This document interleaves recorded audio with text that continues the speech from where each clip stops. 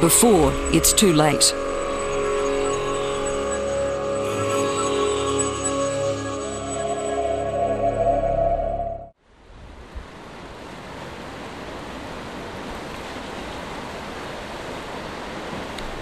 But despite a few false alarms, at last some action, and Denise's team spots a solitary shark.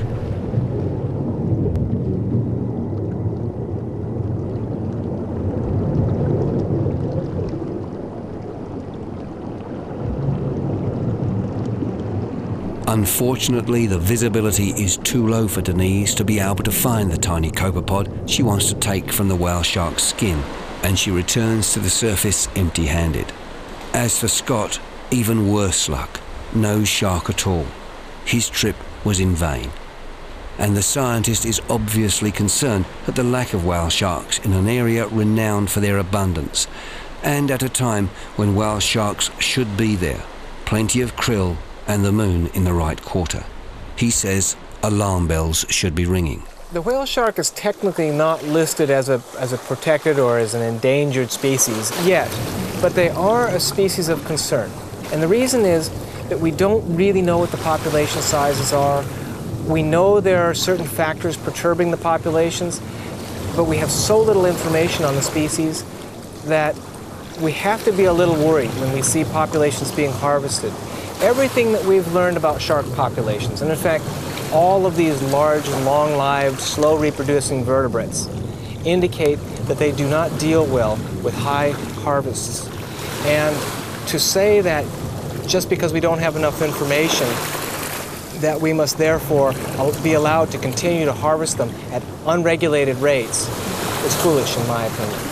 When you don't know enough to manage a population properly, then you're better off not utilizing that population until you do.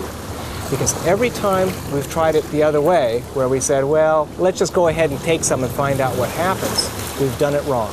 The decline of all fisheries in the world are an example of why those previous management scenarios were improper. It's really important our oceans are protected. It's too easy to think that, you know, they're there, we can do what we like, you know, it's okay, nothing's going to change too dramatically, but it's not the case. You can see where you're having dynamite fishing, you can see where large animals like whale sharks or even apex predators like sharks that are quite important in an ecosystem are being wiped out. And the implications of that are just too huge to even consider.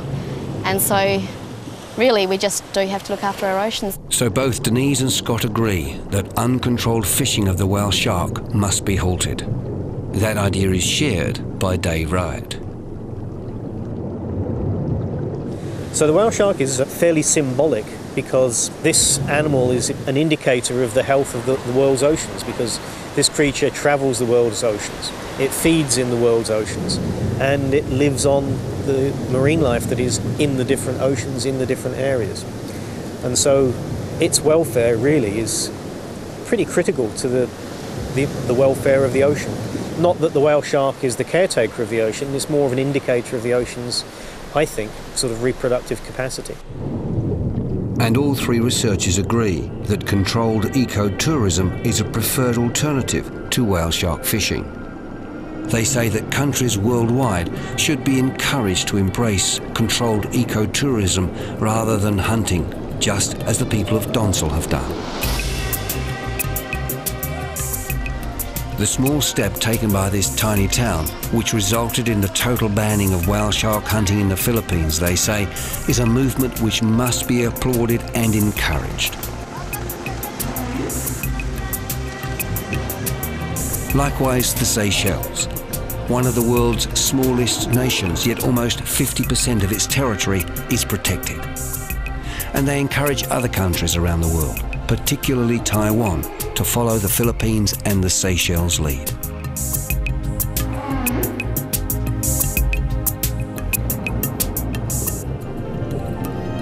Scientific research appears to show that the whale shark is a citizen of the world, a gypsy roaming the global waters at will. The fear is, if the whale shark isn't given the sanctuary of international protection and whale shark harvesting continues unchecked, Then, pretty soon, maybe within 10 short years, this amazingly gentle giant we call the whale shark could become extinct.